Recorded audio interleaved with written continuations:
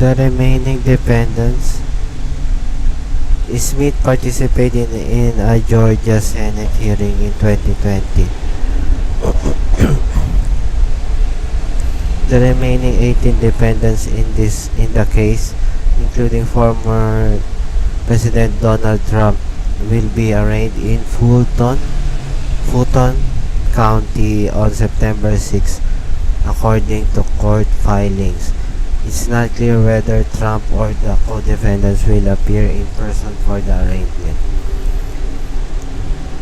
The court often allows arraignments via Zoom, or defendants can waive their arraignment appearances if the judge allows.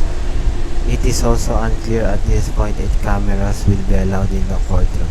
CNN's David Cole and Marshall Cohen contributed to this report. Former CNN newsletter create an account.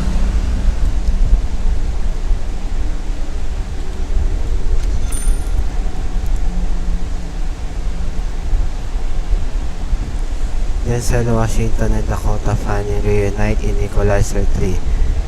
It's like a father-daughter relationship, says Director Antoine Fuqua says he was a big-time fan of Man on Fire, the 2004 film starring Washington and Fanning.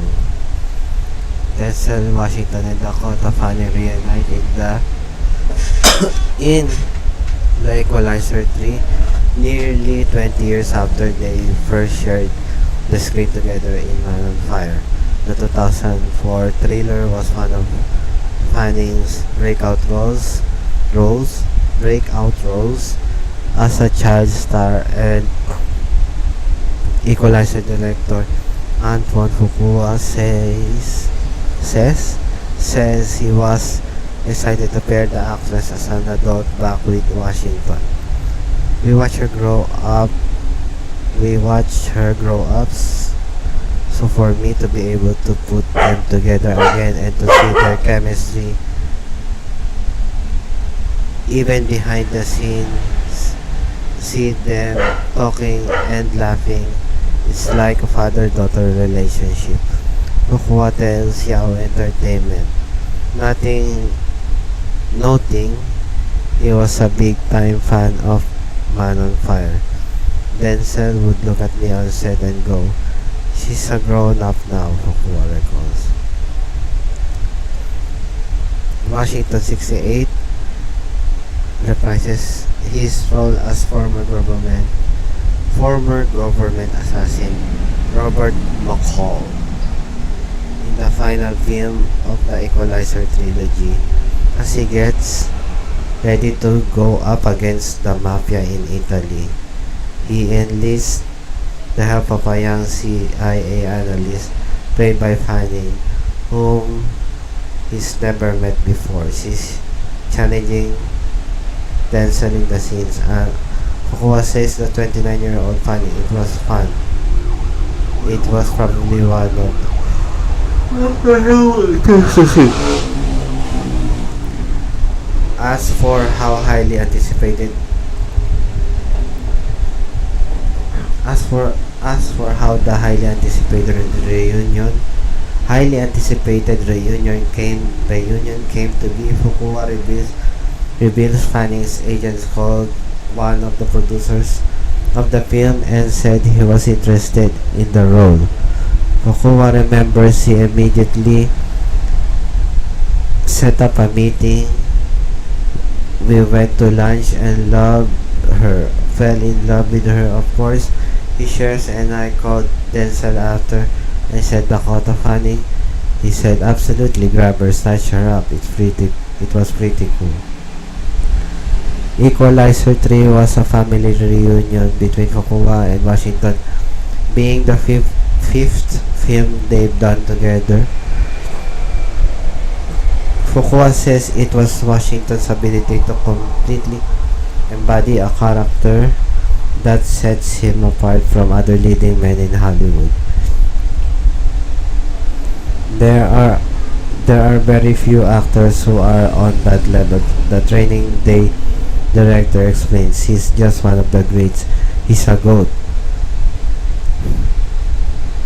Washington first played Robert McCall in the 2004 film, and Fuqua says the Oscar-winning actor is still up for all the action scenes, maybe too up for the action scenes.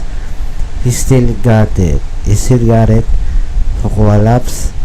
He trains every day. I'd have to tell Denzel, let me get the stunt guy to do this one. He's like, I got it.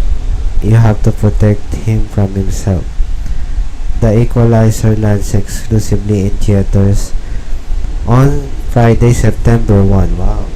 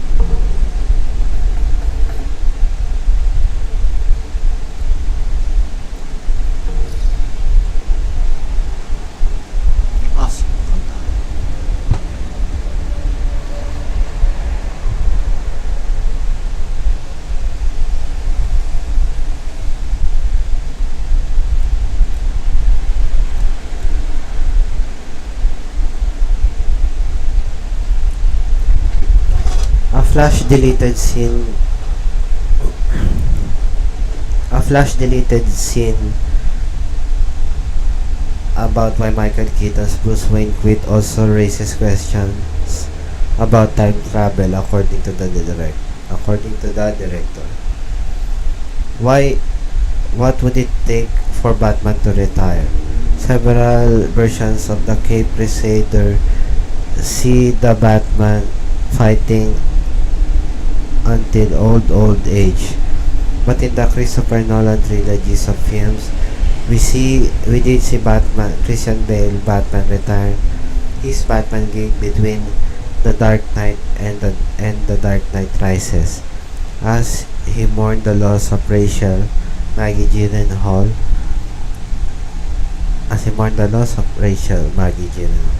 If you tried to watch the DC Batman movies in order, you would get to Ben Affleck's older Bruce Wayne introduced in Zack Snyder's universe, and finally the once again retired Bruce Wayne played by Michael Keaton in the past summer's The Flash.